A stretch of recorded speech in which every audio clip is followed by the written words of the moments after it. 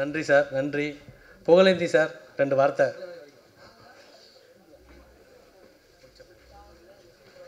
இந்த நல்லதொரு விழாவிற்கு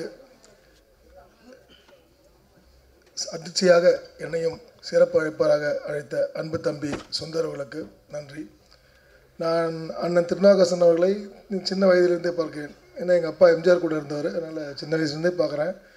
அவரோட இன்றைக்கும் அன்றைக்கி இப்போ நான் மீட்டிங் கூப்பிட்டு போவார் 6 மணி நேரத்தில் ரெடியாக வருவார். அப்படியே இருக்கார். நாங்கள் தான் எங்களுக்கு தான் வயசாகிடுச்சு.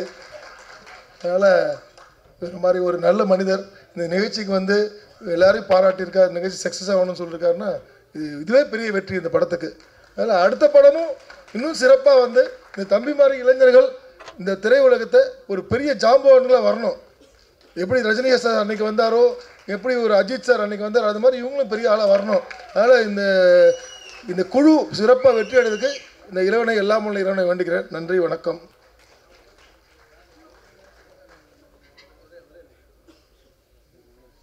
மேடையில் செந்தில் இல்லாதனால அவரை பற்றி ஒன்று சொல்லாமல் விட்டோம். செந்தில் வந்து எப்படி ஒன் ஆஃப் த சூப்பர் ஸ்டார்ஸோ அது மாதிரி அவர் காமெடிஸில் is also one of the super stars.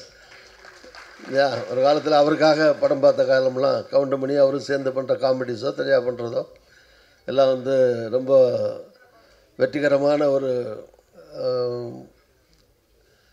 நடிகராக இருந்தார். எனக்கு சொந்தக்காரரும் கூட அவர் இளஞ்சம்பூர் தான் அவர் சொந்த ஊர். அதனால் அவங்க ஃபேமிலி எனக்கு தெரியும். ஊருக்கே போயிருக்கேன், வீட்டுக்கு போயிருக்கேன். எனக்கு ரிலேட்டிவ் கூட அவர்.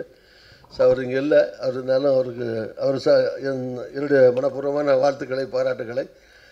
செந்தில் அவருக்கும் நடிச்சிருக்கேன். படம் வந்து எம்எல்ஏவே நீங்கள் எவ்வளோ மோசமாக வேணாலும் காட்டலாம், அது ஒன்றும் பிரச்சனையே கிடையாது.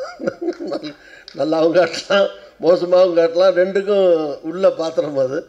அதனால் அவர் வந்து கண்டிப்பாக ரொம்ப சிறப்பாக. அப்படின்னா நான் 6 தடவை எம்எல்ஏ இருந்திருக்கேன். அந்த அனுபவத்தை வச்சு சொல்கிறேன்.